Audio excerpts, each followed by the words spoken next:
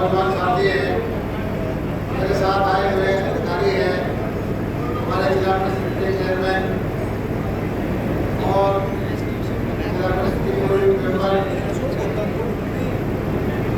अधिकारी और पत्रकार छात्र साथियों का धन्यवाद करता हूँ, स्वागत करता हूँ। आज का जो कार्यक्रम है ये लोगों की समस्याएं सुनने के लिए कार्यक्रम है, तो भाषणबाजी का कार्यक्रम नहीं है। आपसे पहले मैं देवटी में गया था, लगभग 1 घंटा बाद आया और लोगों की जो छोटी छोटी बिजली की, पानी की, बुढ़ापा पेंशन की, चिरायु कार्ड की वो समस्याएं जो आई उसके कागज लिए और मुझे जानकारी मिली कि हर गांव के अंदर 5-7 इसी तरह की समस्याएं हैं। इन समस्याओं के समाधान के लिए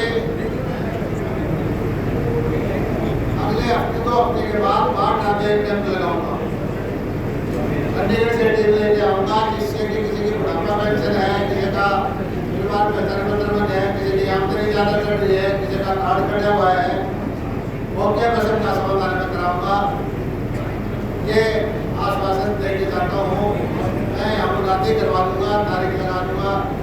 आप लोग जहाँ जाओगे वहाँ अभी थोड़ा सा खेतों में काम का टाइम है, काम नहीं चल रही है, बाजरे का काम है, कपास की बुआई कर रहे हैं, तो यहाँ 10-12 दिन के बाद ऐसा कार्यक्रम करेंगे जिससे मैंने देखा है बाढ़ डाके जब भी मैं आता हूँ आमतौर पर छोटी छोटी समस्याएं होती है।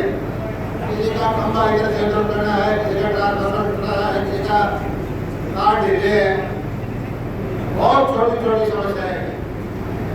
तो इन समस्याओं का समाधान करने के लिए मैं सारे अधिकारी साथ लेके आया हूँ और हमारे मुख्यमंत्री जी ने भी ये कार्यक्रम शुरू किया है। वो खुद भी जाते हैं, हम भी गाँव गाँव में जाते हैं, हमारे विधायक भी जाते हैं। सबका मकसद ये है कि गांव में जाके जनमानस की जो समस्याएं हैं उसका हम समाधान करें और हमारी सरकार ने पोर्टल के माध्यम से ये नीति बना दी, तरीका निकाल दिया कि आगे से भविष्य में जो भी 60 साल का होगा उसकी पेंशन घर बैठे मिलेगी, जिसकी भी आमदनी 80 से नीचे होगी उसका कार्ड अपने आप बढ़ेगा। स्कूल के छोड़ते ही उसका जाति प्रमाण पत्र, जन्म प्रमाण पत्र स्कूल से मिलने लग जाएगा। बहुत सारी समस्याएं छोटी छोटी है, जिंदगी भर ड्राइविंग लाइसेंस का है, लोग पीछे घूमते रहते हैं, लेकिन इन चीजों का एक ऐसी वैकल्पिक व्यवस्था कर देंगे कि किसी के पीछे ना घूमना पड़े और घूमना भी नहीं चाहिए। पहले की सरकार में होता क्या था कि कोई भी काम सरकार का करवाना हो उसके लिए सिफारिश चाहिए, उसके लिए आपको गांव का सरपंच चाहिए या विधायक चाहिए या फिर मंत्री चाहिए। अब आने वाले वक्त में हम ऐसी कोशिश कर रहे हैं कि इन चीजों के लिए आपको किसी की जरूरत ना पड़े। और किसान की जहाँ तक बात है, हमने पूरे हरियाणा की पहली बार ऐसा है कि 90 लाख एकड़ जमीन का खुद चेकिंग करानी किसने क्या बोल रखा है और किसान को हम उसकी फसल का हो चाहे उसको प्रधानमंत्री जो उसकी निधि है उसका या मुआवजे का पैसा देना हो या बीमे का पैसा देना हो, सीधा खाते में देने की बात है।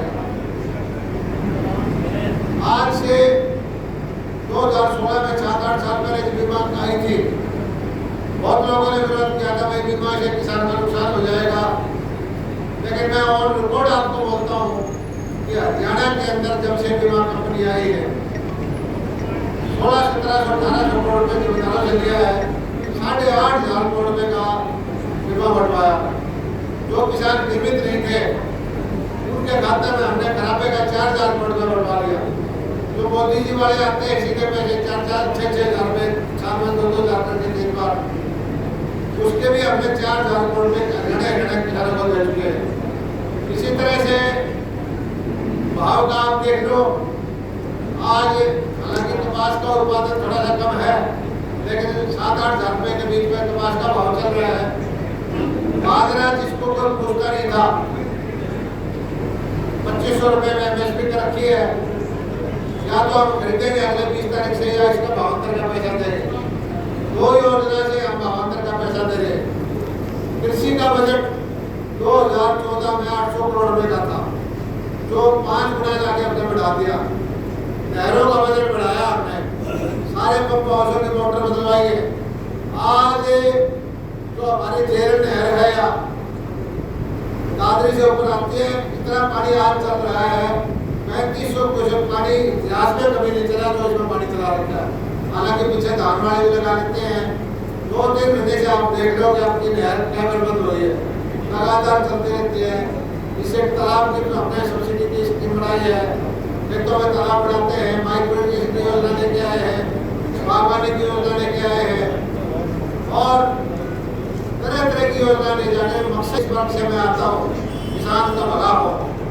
और किसान को भाई मैं कहता हूँ कि फलों की तरफ, सब्जियों की तरफ, दूसरी तरफ थोड़ा थोड़ा जाना पड़ेगा। मैं बधाई देता हूँ बांटा के किसानों को कि आप लोगों ने फलों की तरफ, सब्जियों की तरफ, सब्जियों की खेती करने में बांटा भिवाड़ी और दादरी में नंबर 1 है। लेकिन अभी भी मुझे स्वीकार करने में कोई हिचक नहीं है कि भाव जो मिलना चाहिए सब्जियों का वो अपने को नहीं मिलता। वो भाव देने के लिए हमने हिंदुस्तान की सबसे बड़ी मंडी का निर्माण शुरू करवाया है कन्नौर में। 10,000 करोड़ रुपए की लागत से देश की सबसे बड़ी सब्जी मंडी बनेगी, उसका काम शुरू हो गया। पिछले दिनों में गया था जापान में, जापान की जीका कंपनी है गवर्नमेंट की, उससे हमने लोन मांगा है कि मंडी तो हम बना देंगे, लेकिन उस मंडी में जो सामान जाएगा उसका packing, grading, sorting, cold storage के दादरी में, बांटा में ब्लॉक स्तर पर बनाया जाए। उसके लिए हमने 3,000 करोड़ रुपये से मांगे हैं। मुझे भरोसा है कि जनवरी तक वो हमारा मंजूर हो जाएगा। फिर हरियाणा के सारे ब्लॉकों में हम उस तरह की फैसिलिटी देंगे कि जो माल एक क्वालिटी के टमाटर, एक क्वालिटी के आलू, एक क्वालिटी के प्याज पैकिंग होकर के विदेशों तक जाए।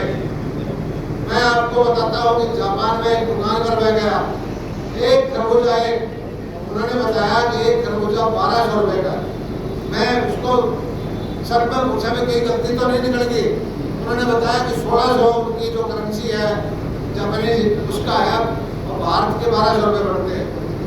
खरबूजा हमारे यहाँ 5 रुपये का मिलता, मैंने उसका कटवा के खरीद के खा के देखा, वैसा है स्वाद, कोई फर्क नहीं था। एक फर्क था, जितने का खरबूजा था उतने का डब्बा था, उतने का उस पर पॉलिथीन लगा रखा था, शक्ल सारे की एक जैसी थी, एक रंग में फर्क नहीं था। उसको ऊपर क्यों लिख रखा था इसमें मिठास कितना % है, यहाँ तक ये चीज था। अगर हमारी चीज यही यहाँ पैकेजिंग करके किसान की हमारी यहाँ मंडी से, कन्नौर मंडी से विदेशों में जाने देते, हमारा 100 रुपये का खरबूजा बिक जाए तो 5 लाख के खरबूजे, 10 लाख के खरबूजे बिक सकते हैं। लेकिन हमारी चीज आज अंतर्राष्ट्रीय मार्केट में स्वीकार्य नहीं है। कुछ तो हम फर्टिलाइजर ज़्यादा डालते हैं, कुछ पेस्टिसाइड ज़्यादा डालते हैं, ये मैं आपको एक उदाहरण के तौर पर बताता हूँ। लेकिन इन चीज़ों की जब हम बढ़ा देंगे तो हमें फायदा होगा। आपने देखा होगा जब अभी टमाटर पैदा करा 50 पैसे किलो के बिक जाते हैं। आपने जब देखा टमाटर 200 रुपये किलो भी बिकता है। आपने देखा प्याज हम पैदा करते हैं 5 रुपये किलो बिकता है।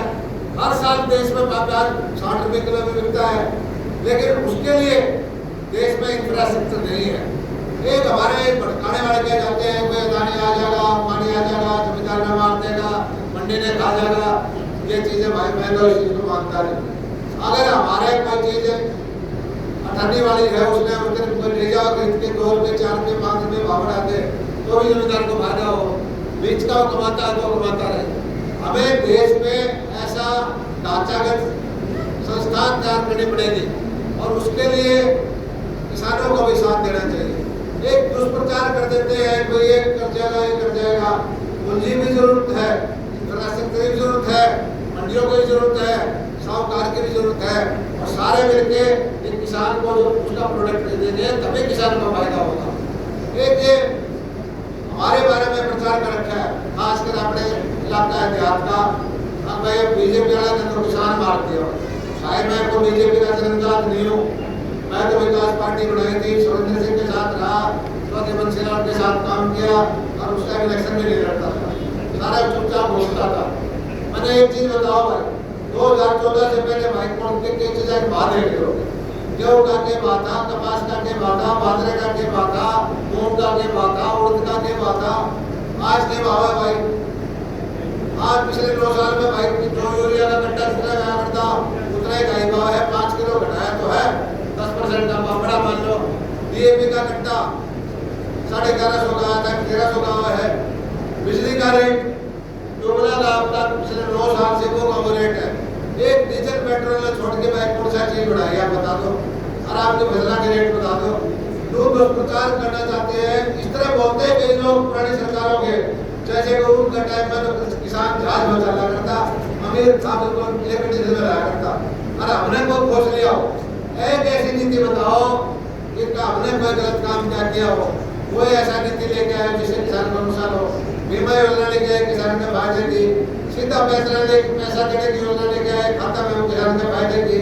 भावांतर भरपाई की योजना लेके आए, वो किसान के फायदे की। बाजरे का सीधा पैसा देना, वो किसान का फायदा का।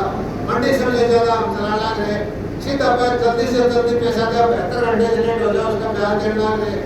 सब कुछ करते करते भी फिर भी तबला ठिकाए बाबा हो जाते हो। और जो कि मैं बताऊं इससे चीज का इसको फायदा हुआ है, मुझे चिंता। मैं भाईचारा बैठ के बात करता हूँ, हमारे भाई हैं, चाचे ताऊ हैं, छोटे भाई भी हैं। कोई काम आप बता दो कि हमने जमींदार का गलत किया हो, ये भाई दुष्प्रचार की बात है, छोड़ो भी आगे रखो। हमने कोई किसान की नीति के हक में एक भी काम ऐसा नहीं किया। भाव बढ़ाने की कोशिश की, मंडियां ज्यादा कराई, कोरोना का संकट आया, तब ये मंडी वाले ने बोले मंडी बंद कर दो, 2 साल के बाद कर लेंगे, 1 साल के बाद कर देंगे।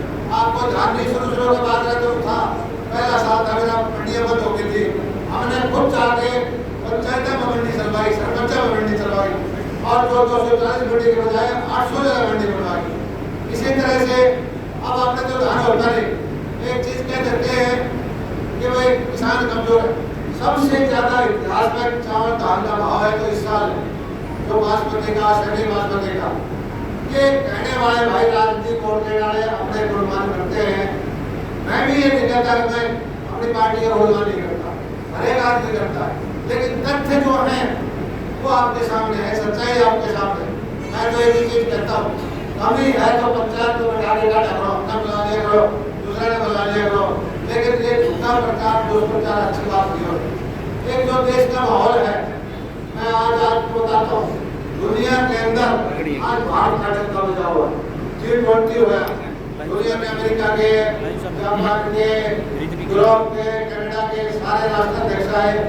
लोग आकर के धारा 370 टूट जाएगी तो दुनिया भारत का बाइकआउट कर देगी।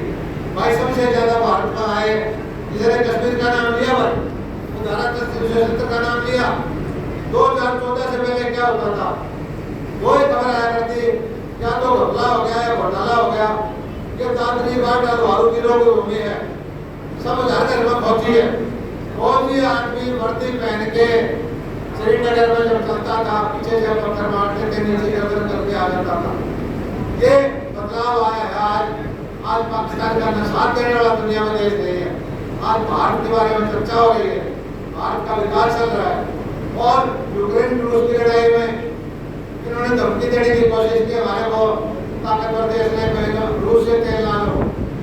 हमारे विदेश मंत्री ने कहा कि आप अपने देश का फैसला करोगे, हमारे देश का फैसला हम करेंगे।